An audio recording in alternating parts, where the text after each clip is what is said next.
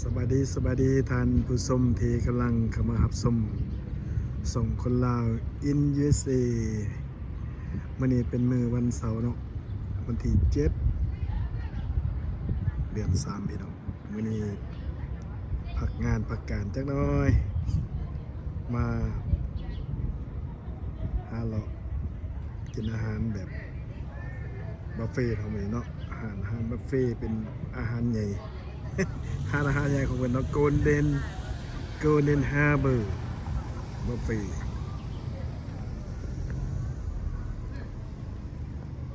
วันนี้มีหนักทางในเนาะวันนี้มันมีอาหารทะเลหลายอย่างเนาะทางในเนาะขับไปส่งกันขอบใจที่เข้ามาติดตามด้วยพี่น้องเนาะ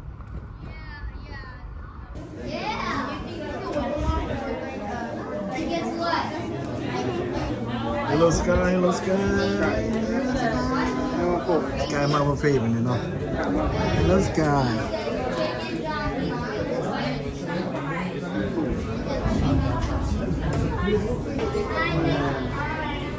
มันคนสลายเนาะเพราะว่าเป็นซาลาดี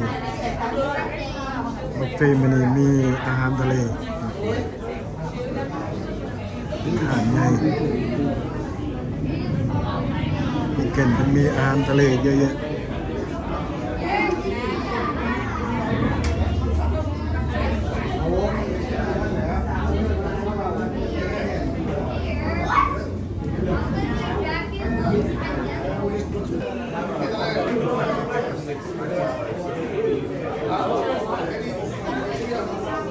กำลังเข้าไปจ่ายเงิน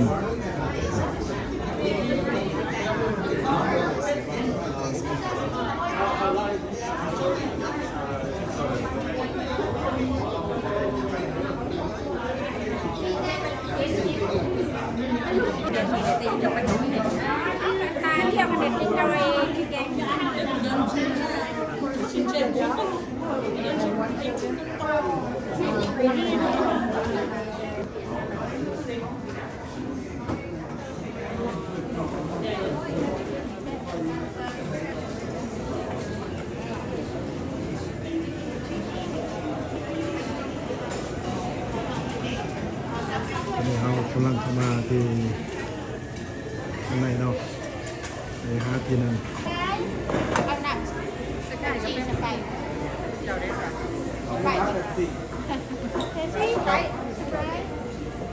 Another Sprite and another Pepsi. water โอ้ยจ่ายอันนั้นละ โอเคSprite ไอ้เต้าเอาหยังน้ำหยัง เอาน้ำยัง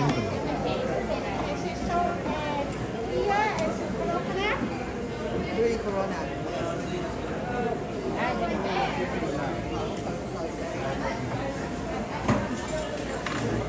าหารมากินด้วย ปามีจากจาน อ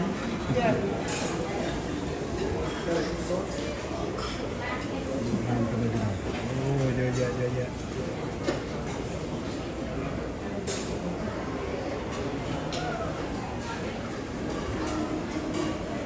ขนมประเภทซุป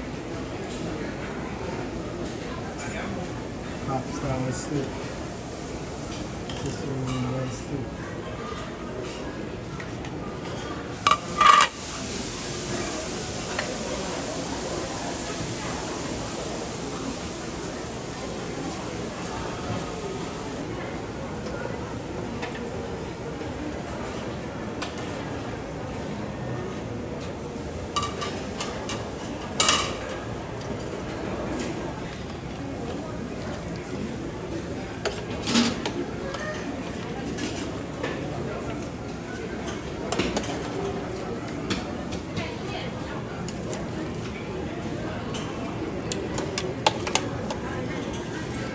อาหารทะเล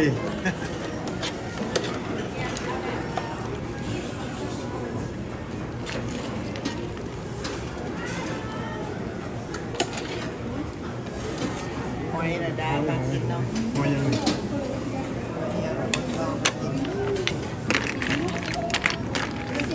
หอยก็มีลายหอยพี่น้องเอ้ยแซ่บผมจะซิมเลย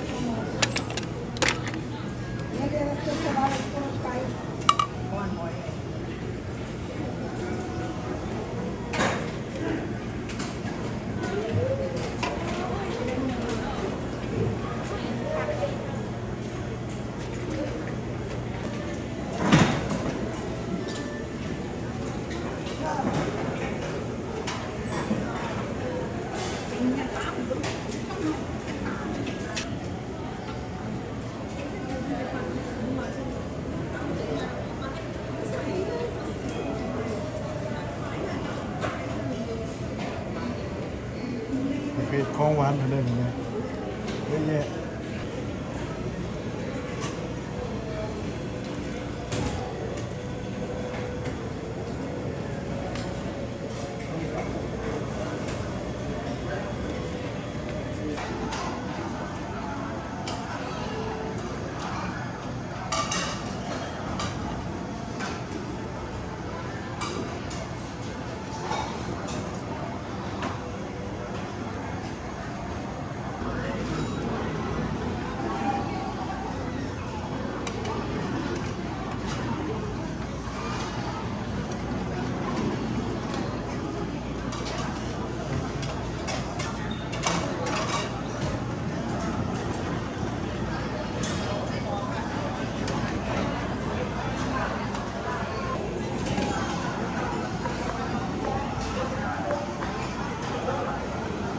ปลาดิบพี่น้องปลาดิบ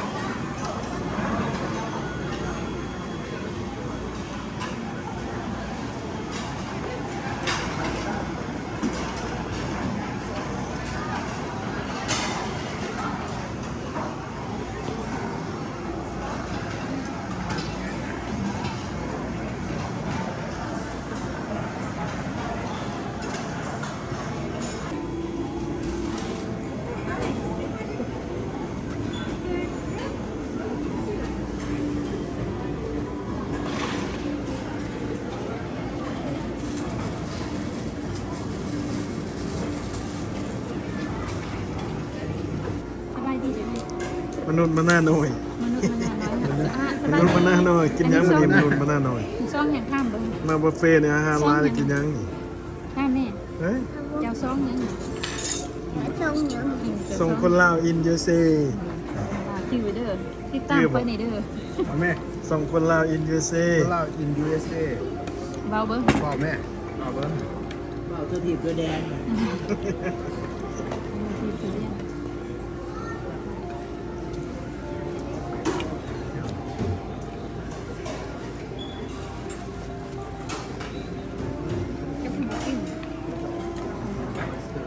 ก่อนแต่มันเอากระแส เจียวยังเห็ดมามีกันยังหรือเจียวนี่ แบบเล่า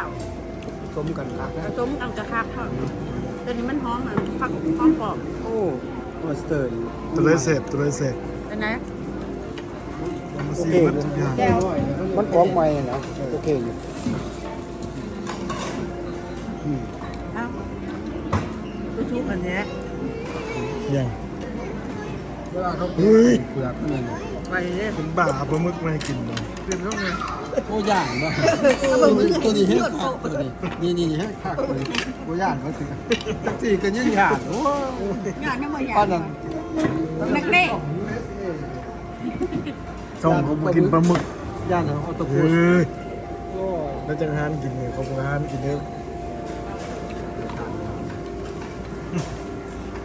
ได้ได้กิน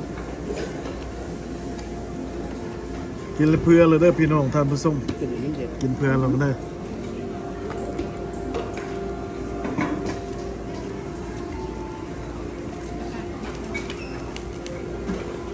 ไก่มากรสไก่ มันนี่อาหารมีหลายอย่างคอยกินคอยเป็นคอยไป เจียน แกมไปก่อนเดี๋ยว คิดแล้วพูดบ้าน เออขึ้นแล้วจะต้องแกมก่อน แต่ไปนั่งไปกินข้าวอิ่มขับน้องขับมายาอิ่ม เขามาลำลังเขา เด็ดมันงามเนาะ เอาตัวนี้มาเกี่ยกันเลย แล้วเด็ดเป็นเขา ถนนมาหน้าเลือดตะจานกับกระดูกเศษกินเรือเฟือกพี่น้องเอ้ยหันมาเฟ่จ่ายจักโดนก่อนนี่ผู้หนึ่ง 30 ผู้หนึ่ง ได้ทั้งน้ำโต๊ะคุณ35 โอ้เรือเฟือกกลุ่มกินกลุ่มคา การหนึ่งเท่ากับเกิน3ปัญหาแล้วถ้า แม่ เป็นซีฟู้ แม่ ด ทักจ้าว่าเขา มาเท่าไรกันเลย ก็เป็นซีฟู้ด แม่เพื่อไปค้นมานี่มันเบิดไรแต่ แน ได้ วอื่นเนี่ยแบบ เที่ยวไปค้นมา พอออยสเตอร์นะ เอาสกายเลย ออยสเตอร์ครับอันนั้นกับกระปูเนี่ยเอามา2 จานเนี่ยมันก็เกิน35แล้วครับ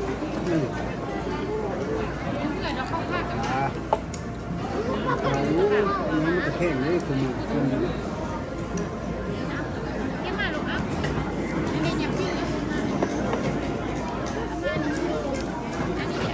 ลูกลูกน้องสกายนะกินแต่เป๊ปซี่ ตามกำยา ส นี่ กายบ่คุ้มค่าแล้วส ต กา อน ย นั้นยาบดตามกับยาได้ค่ะ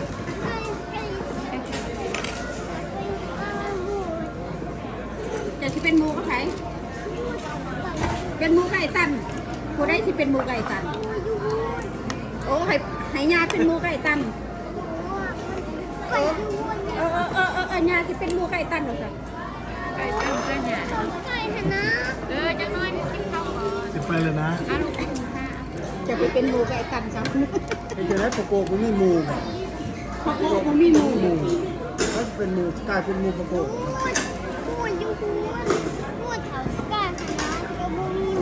โอ้คนอยากไปมูดคน มีหมูเฮาอยู่นี่มีแต่หมูเขา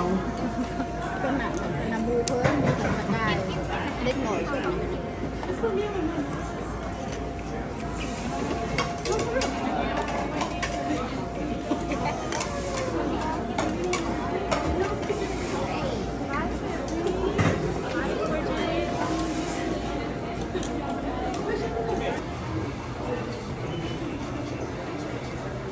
นนี้ก็กินอิ่มน้ำสำราญแล้วแสดง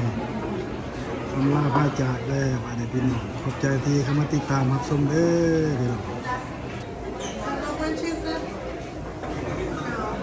Thank you so much for watching เด้อพี่น้อง Thank you so much ขอบใจทุกท่านที่เข้ามารับชมส่องคนลาว in USA เด้อพี่น้องขอให้ทุกท่านผู้ชมทุกท่านจงมีแต่ความสุขกายสบายใจอยู่ดีมีแห่งสุขสุขคนเด้อลำรวยๆ Don't forget to subscribe Thank you กดไลค์กดแชร์เพื่อติดตามคลิปต่อไปในเด้อพี่น้องเด้อขอบใจละลายที่ติดตามกดลักบ๊ายบาย